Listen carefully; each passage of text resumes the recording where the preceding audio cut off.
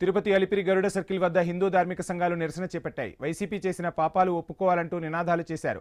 101 టెంకాయలు కొట్టి క్షమించు దేవుడా అంటూ వేడుకున్నారు. శ్రీవారి ప్రసాదాన్ని కల్తీ చేసిన హిందూ ద్రోహులను క్షమించకూడదని హిందూ ధార్మిక సంఘాలు ఆరోపించాయి. ప్రసాదాన్ని కల్తీ చేసిన రాజకీయ పార్టీని ప్రజలు స్వచ్ఛందంగా బహిష్కరించాలని పిలుపునిచ్చారు. స్వామివారి లడ్డూ ప్రసాదం కల్తీ పాపం కాదు, మహాపాపమన్నారు. కుట్రపూరితంగా కల్తీ చేసిన గత ప్రభుత్వానికి హిందువులే బుద్ధి చెప్పాలని పేర్కొన్నారు. తిరుమల క్షేత్రంపై జరిగిన కుట్రలపై విచారణ జరపాలని డిమాండ్ చేశారు.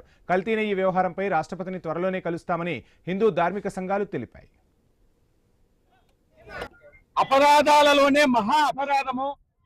మరి ఈరోజు మనం చూస్తే గనక పవిత్రమైనటువంటి స్వామివారి ప్రసాదము మనం ఒక గ్రామం నుంచి ఒక కుటుంబం వారు శ్రీవారి దర్శనానికి రావాలంటే ఇల్లు మొత్తం కూడా శుభ్రం చేసుకుని స్వామివారి దర్శనానికి వస్తారు.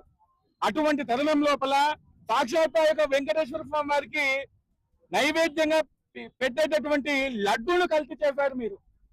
ఇది మహా అపచారము. దీనికి ఏ శిక్ష వేయాలో కూడా ఏ శాస్త్రంలో కూడా కనిపించడం లేదు. మళ్ళీ అందులోను మీరు తప్పిపుచ్చుకుంటున్నారు. మీ యొక్క లడ్డూలో కల్తీ లేదు అని చెప్పేసి, మీరు ఏ రోజు కల్తీ చేయలేదని చెప్పేసి తప్పిపుచ్చుకునే ప్రయత్నం చేస్తున్నారు. గత 5 ఏళ్ల కాలం లోపల కేవలం లడ్డూ మాత్రమే కాదు, మీరు కల్తీ చేసింది మీ పాలనే కల్తీగా ఉంది. టిటిడి మాజీ ఈవో వైవి సుబ్బారెడ్డి గారు ఆ వెంకటేశ్వర స్వామి ఆయన మనసులోకి దూరి ఏం చెప్పించాడంటే కల్తీ జరిగిందని చెప్పించాడు. నేను ఈ ప్రభుత్వాన్ని వేడుకుంటున్నాను ఏమనంటే వైవి సుబ్బారెడ్డి గారికి ఎటువంటి పరిస్థితుల్లో మంచి రక్షణ కల్పించాలి. ఎందుకనంటే మనకు తెలుసు కదా ఎలాంటి పరిస్థితులు గతంలో జరిగాయో. అదే విధంగా ఈ ప్రభుత్వం తూతూ మంత్రంగా వారికి ఏదో జైల్లో వేయడం, 200 రోజులు ఉన్నారు, 150 రోజులు ఉన్నారు అనేటువంటిది కాకుండా ఎటువంటి పరిస్థితుల్లో ఒక ఫాస్ట్ ట్రాక్ కోర్టుని ఏర్పాటు చేయాలి.